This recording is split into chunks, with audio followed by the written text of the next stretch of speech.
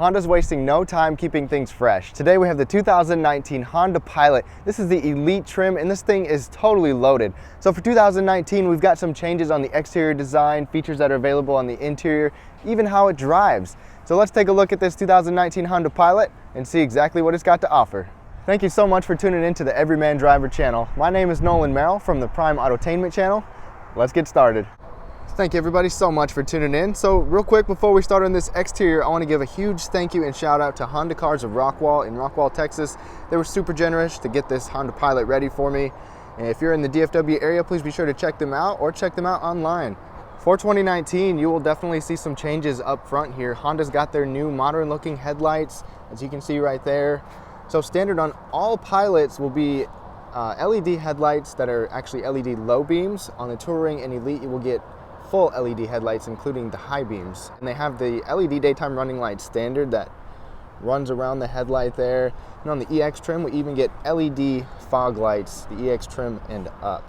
Still don't have LED turn signals, but pretty much everything else is LED. What do you think of this front end? It's not a whole lot different, but you can definitely see the differences.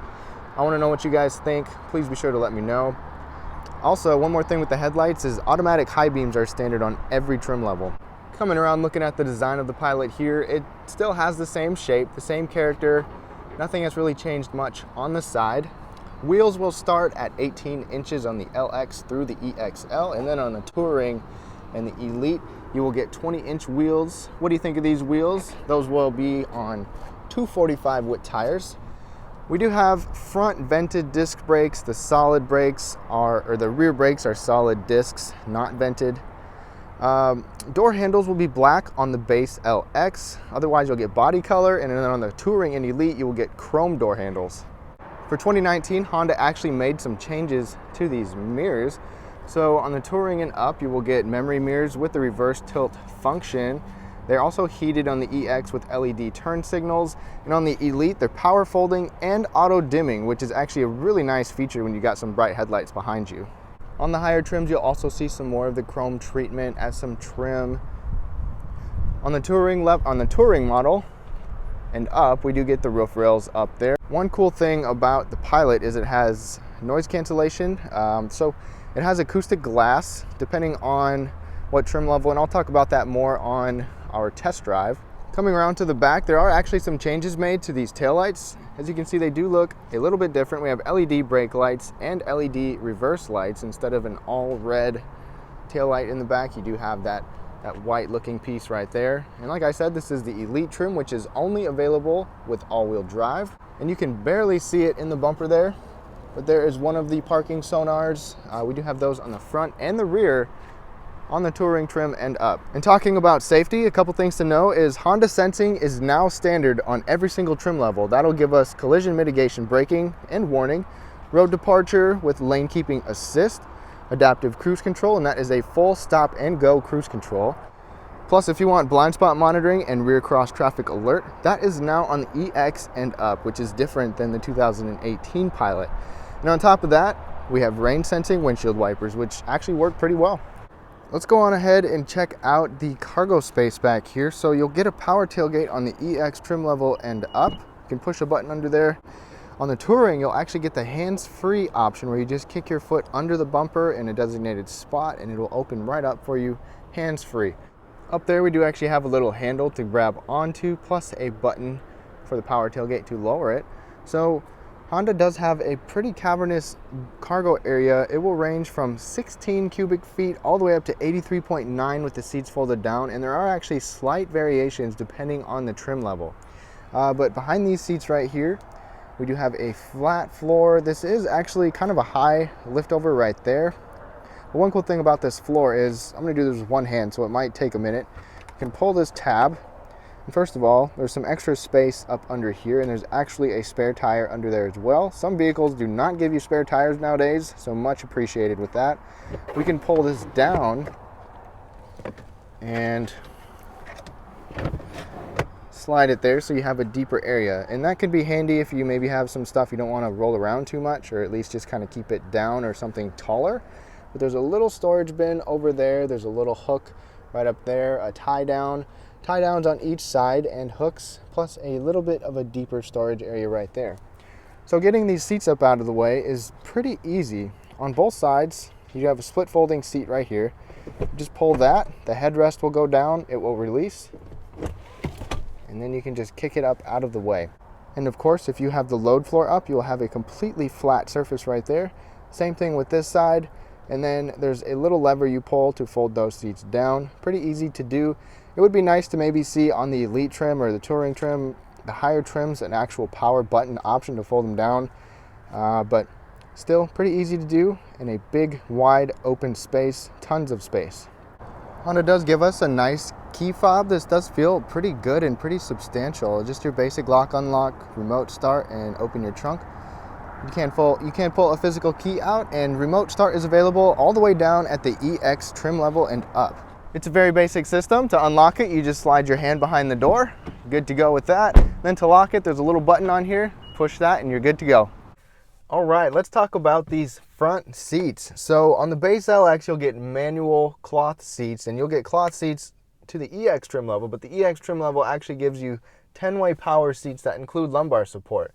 No matter what trim level you get though, the passenger seats are 4-way adjustable only. On this trim, they're 4-way power. And but the good thing is on the EX, you will get the heated seats, and then on the EXL, you will get the leather. Just like typical Hondas, the L kind of stands for leather. And then with those leather seats on the EXL, you will get memory settings, 2-position memory settings that I'll show you on the door. And then on this Elite trim level, we get heated, ventilated seats. They're perforated leather. They are comfortable. They're soft. They do have kind of just a low to moderate amount of bolstering, but I've been comfortable in these. I am actually a fan of these ratcheting armrests. I know some of you really don't like them, but I like how you have plenty of elbow space between you and your passengers when you have these armrests. I do think that these seats could be maybe a little bit more plush, especially on this Elite trim level. Just some better leather maybe, but they're still comfortable. With this steering wheel, it is manual adjustable. There's just one lever. You can go in and out with it, up and down with it, and it's got a pretty good range of motion. All right, we have made it inside of the Pilot. So starting out here on the door, we do get a soft touch surface up above. Not necessarily super padded, but it is padded and soft by your armrest. This does feel nice. We do have automatic driver and passenger windows just up front though. And on the EXL trim, you'll actually get 2-position memory seats right there. And this is a nice metal feeling door handle right there. So Honda does have some pretty good storage on their doors here. We do have a multiple tier system right there down below. And then this is actually bigger than you think. I can fit a good sized water bottle right there, plus our fuel door opener and a button to open up the rear lift gate. Go ahead and shut the door. Nice solid sound. That was actually a very impressive solid sound right there. So let's go ahead and start it up. Foot on the brake, push the button. Typical Honda chime. Now that we're inside the Pilot, you will find that the layout is still very familiar, just like the 2018 Pilot, but there are some changes, including a volume knob, which some of you will definitely appreciate. So with this steering wheel, we do get leather on the EXL trim and up, and it is a very soft steering wheel. There's not really any sport grips, but I do like the 4-spoke design, and it is a very supple feeling steering wheel. And on our particular model, we do have a heated steering wheel, which does feel quite nice. Among other steering wheel control buttons are buttons for our digital display up there that we will go over, voice controls with our Bluetooth and our phone hookups, cruise control settings, lane departure settings, all of that on the steering wheel here. Going just to the left of the steering wheel, we do have our mirror controls, even our button to fold our mirror in, which is a brand new feature, power folding mirrors. The Econ button for a little bit better economy when you're driving, traction control, the parking sonar for the front and the rear, lane departure, as well as the collision mitigation button right there to turn that stuff off or on. So let's take a look at this center information display. I was actually expecting this to be a little bit more than what it is. I mean, it shows you quite a bit of information, and I'll go through that here. So we can use our steering wheel to control all of this that we see here. I'm just going to scroll through all of these apps. So you can decide what you have on there, or what you want to see, what you don't want to see, and there's really quite a bit. I was just expecting a bit of a more extravagant digital display here, but you can truly see a lot of stuff on here, which is pretty nice. And then of course you do have the big digital speedometer, as well as the tachometer right above there. That's kind of an interesting way to do that, but just like the Odyssey. And then the nice blue lighting that you have in the gauges, I think it looks pretty nice up here. As we make our way across the dash, you will find that the dash is a pretty nice material. Even this whole kind of darker piece, but down by your knee, this is hard plastic, so if your knee goes over there, that's something to keep in mind. But as we go over to the screen, starting on the base LX, it will be a 5-inch LCD screen. But once you get to the EX and up, like we have right here, you'll have an 8-inch color, full color touchscreen, just like this. And one addition is the volume knob, like I said, instead of all touch sensitive buttons, but it is a pretty responsive screen. There is really a lot that you can do, including the Wi-Fi hotspot. Your vehicle can be a mobile hotspot, which is quite nice, plus Honda Link. Honda Link gives you a lot of information, and that will be on the Touring model and up. Plus this cabin talk is pretty cool, just like in the Odyssey. So with the Touring model, or excuse me, with the EXL, you will get cabin talk, and what it does is basically when you speak, you can turn it on, and when you speak, depending on the trim level, if you have the EXL and the Touring, it will play through their headphones, but on the Elite, it will actually play through the rear speakers, so you'll know whether or not your passengers or your kids will hear you. Honda also gives us a cabin control app that you can use, or passengers can use, to control various functions in the cabin. The screen is nice and customizable, and there's a lot of vehicle functions you can customize, but for example, you can tap, hold, and then drag, kind of like a phone, to place things where you want them for your convenience. And even on the base LX model, all the way up to, I believe, the EXL, you'll get a 7-speaker system that includes a subwoofer, but once you get to the Touring and the Elite like we have here, you'll get a 590 watts 10-speaker system with the subwoofer. Then as we move down on the EX trim level and up, you'll get tri-zone climate control. So that includes you, your passenger, plus your rear passengers. And it's a very nice, easy to use system. You just use these toggles. They do feel solid. Everything is laid out real nice and easy to use. We do have our Bluetooth option right here for our rear entertainment system. 3-tiered heated and ventilated seats. Can't have them on at the same time, but for you and your passenger. Then as we go down, we even get a wireless charging mat, which is on the Elite trim, which is right there. Otherwise, you do have a nice textured surface to store some items next to a 12-volt power outlet and a fast charging USB port right there. Now going to our shifter, let me first put it in reverse. We do have a pretty nice backup camera. The only thing different on the LX base model is you won't have dynamic lines. It'll be like that the whole time, but on the rest of them, you'll have dynamic lines. And you can have multiple views here, which is awesome. So this is a top-down view. You can have a wide angle or a straight back. Plus, you can even get rid or add your parking sonar, and it'll show you that right there. And then the rear cross traffic alert button. The blind spot monitor indicators are right here instead of in the mirror. Back to the shifter. This push button shifter actually only goes with the 9-speed transmission, so the Touring and up. Otherwise, you'll get a normal shifter and a leather wrap shifter on the EXL trim level. So it's easy to use, but it is a little bit interesting and kind of difficult to get used to, or at least to kind of, get a feel for it. But you pull back for reverse, neutral, you'll probably hardly ever use. Push it twice, push the D twice in order to get to S, which is sport mode. Just push it for park. It's easy to use. We do have the traction management control since we have all-wheel drive. Push this button, and that'll show up on the screen. Normal, snow, mud, sand, and the powertrain, the engine transmission, will kind of change things up depending on what kind of traction you need. Plus, we do have the idle stop button right here, and thank goodness you can actually turn it off. As you know, I always like to test our cup holders, so my large bottle does fit in here. Pretty typical Honda cup holders. They're not actually adjustable, which would be nice to see, maybe some little inserts in them, but they are wide and accommodating, so I kind of wonder about a narrow item. One cool thing here is Honda has a really, really massive center console. You can just have it like this, where you can just set stuff on top of here, or you can slide it out of the way. And there is a light in here. It's not on right now, but there is a light. We do have a fast charging USB port, a 12-volt power outlet, and just a big space overall, plus a sliding tray, just like you'll see in some other Hondas. And one thing I believe that I saw when I was reading is, just like the 2018 model, we do have these ratcheting armrest. So for example, you want it right there, it'll stay. Get it up out of the way. But I believe these are a tiny bit wider for the 2019 model, and they've been comfortable for me. They're very soft. I can get used to them easily. Moving up above on the Elite trim level, we do have LED map lights on both sides. Always nice to have bright LED lights. Plus we do have an auto dimming rearview mirror with our HomeLink garage controls button right there. The auto dimming mirror will be on the EXL trim level and up. All models, even with the sunroof or the moonroof, will get a sunglass holder, and on the EX and up you get a conversation mirror so you can see what's going on back there. The LX base model is the only one that doesn't have that. Plus, we do have a moonroof, and actually, it's a standard size moonroof right here, but if you look back there, there's another moonroof back there. So the panoramic roof, which includes that rear moonroof, is on the Elite trim level. Otherwise, you'll have this normal moonroof on the EXL trim level. And then to top things off on the inside, we do have ambient lighting, which of course you cannot see right now, but Honda will give you some nice blue ambient lighting on the Touring trim and up. Then as we move over to the glove box, this is lockable. It's soft opening.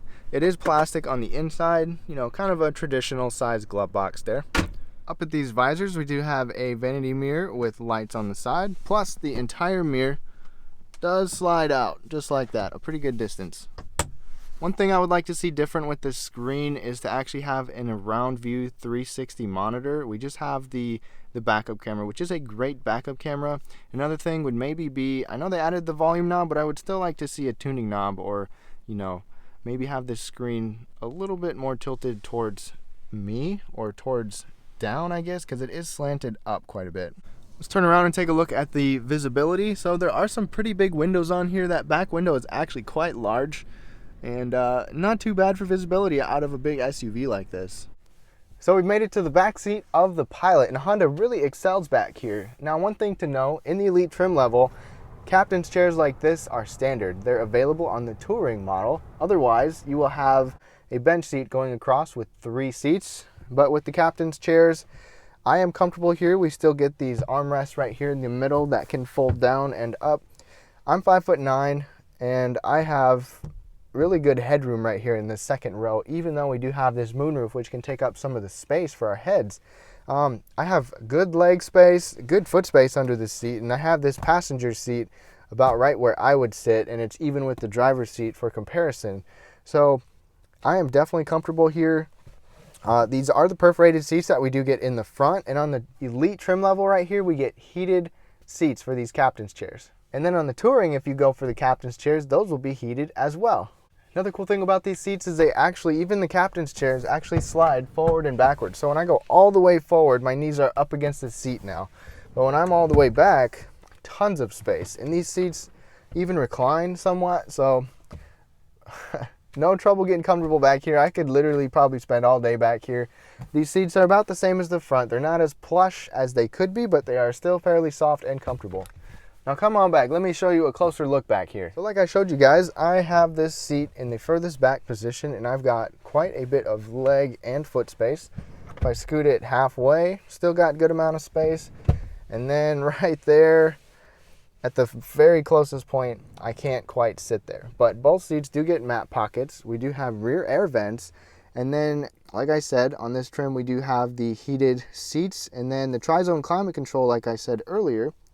Plus, we do have an HDMI output right there for our 10.2-inch screen, which is on the EXL trim level and up. So that is pretty awesome.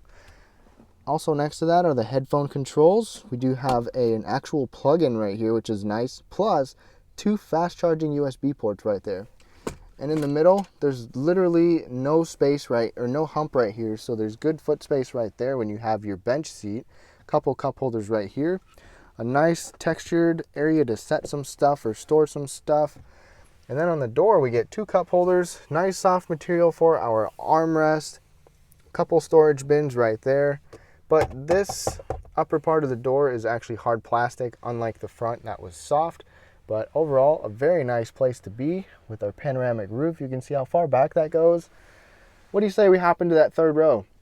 All right, let's go ahead and check out that third row. So it's super easy to get into the third row. Of course, Honda still has the one-touch button, so you go ahead and push that, the seat will automatically slide forward for you. You can push it forward a little bit more.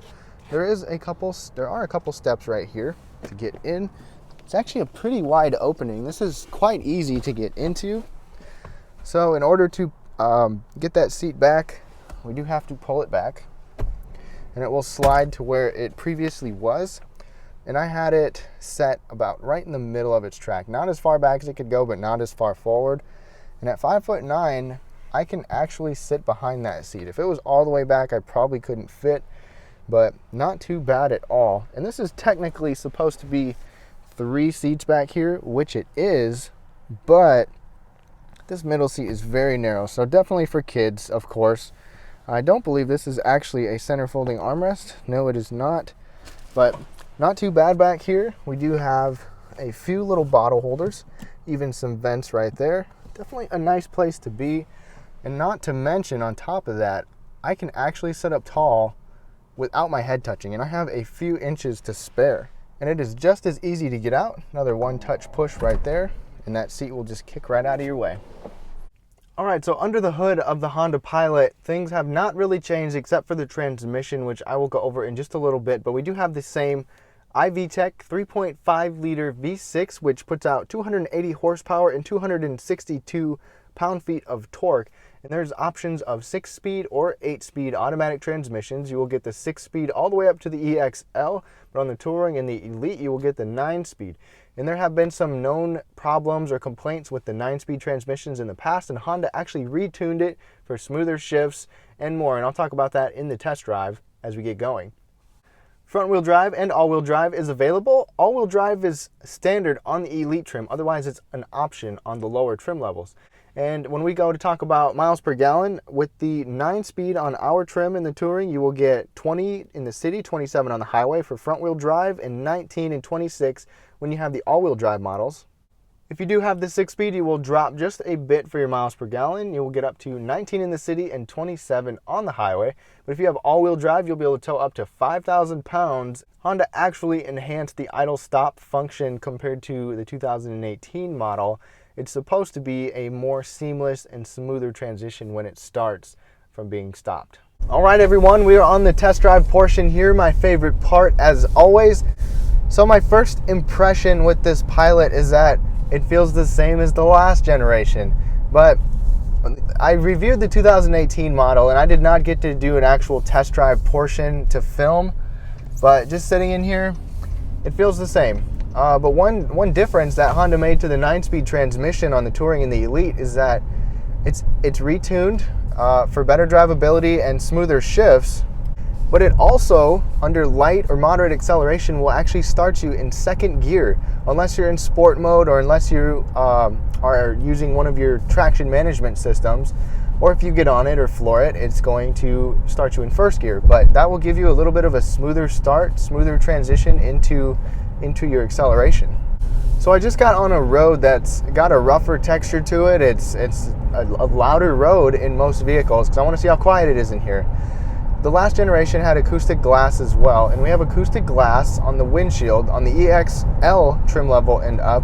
And then once you get to the Touring and the Elite, you actually get acoustic glass on these side windows, and it's not loud in here. I wouldn't necessarily call it super quiet, but it is a pretty nice, comfortable place to be in terms of noise. The braking for the Pilot, initially, it does feel a little bit soft, but once you put your foot into it a little bit, you do get a pretty nice bite to it, and it gets you stopped pretty well. This is a big vehicle, so I would like to see some ventilated brakes in the back, but let's go ahead and see how the get up and go is. We're just in normal mode, and it's got some very good power. You definitely get some good power from this V6. Unlike some of the turbos that you might see in some other vehicles, you get the power kind of in a linear way. You get more power as you go. And I do definitely appreciate having a naturally aspirated engine like this. Up to cruising speed now, we're going about 50 miles an hour on a smooth road, and it's comfortable. It is pretty quiet, and you know, it's definitely a nice vehicle to drive. I would have to say that the ride and handling for the Pilot are probably its strong suits when it comes to driving. The steering feel is a little bit loose, just a little bit, but it's definitely pretty responsive once you actually start to turn the wheel. And with this all-wheel drive, you can actually see where the torque is going to all 4 wheels, which is pretty nice to see. With some moderate acceleration, it does seem a little hesitant to want to actually drop down, and that's probably partially due to the, wanting to have better fuel economy, which you do get good fuel economy in here, but once it drops down and it delivers the power for you, you've got some good acceleration. All right, it is wet out here, and I apologize for the rain, but we're gonna go around a turn here. And like I said, we do have the all-wheel drive, and it will actually torque vector and give you better control. But going around this turn, we've got some pretty good, good feedback from the steering wheel for being a pretty big SUV like this. I didn't really notice much in terms of body roll or anything like that. It was, it was pretty pleasing to go around. The steering is definitely lighter than the Mazda CX-9 that I will be reviewing right after this. Let's see just how good this turning radius is.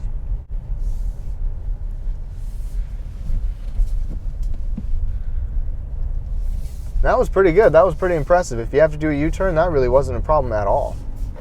Now I'm gonna put it in sport mode, so you push the S on the transmission, and here we go.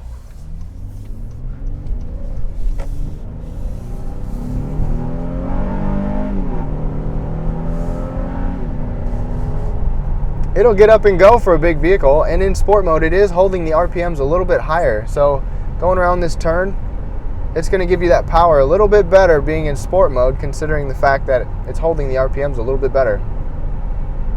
It's definitely not a vehicle that you want to throw around and toss around, some turns, but it gives you confidence. So I got it out of sport mode now. I'm going to give it another moderate acceleration. No troubles kicking down that time. And it gets you up to speed pretty quick, not even floored. So passing power should be good with this big V6. It puts out pretty good power for the class. Not quite as much as some competitors, but still pretty good. So we are obviously in the elite trim level, like I've said several times, which is the top of the line, and it is just fully loaded. But the EX is an excellent value. EXL is a great value if you have to have leather. Once you get to touring and elite, you definitely get some of the goodies. But if I was going to get a Pilot, I would probably skip the base model because you miss out on some stuff like this touchscreen especially, and just go straight for the EX. But you still get Honda Sensing Standard, which is always nice. You get the blind spot with rear cross traffic on the EX trim level, so you don't even have to step up very much. You can get all-wheel drive on any trim level. Definitely a pretty good value from Honda. There's tons of space back here. As you can see, I fit in the 3rd row at 5'9", and that's awesome. I want to know what you like about it, and comparing it to some other vehicles. I have reviewed the Highlander, the Traverse. I am in progress reviewing the Mazda CX-9 for some other 3 rows. And this definitely has its ups and downs compared to those. It doesn't drive as well as the CX-9. It's bigger and more spacious than the Highlander. There's definitely a lot to like about it, and it's a very practical vehicle. I want to thank Dave Erickson for having me on the channel. Please subscribe to the Everyman Driver channel down below.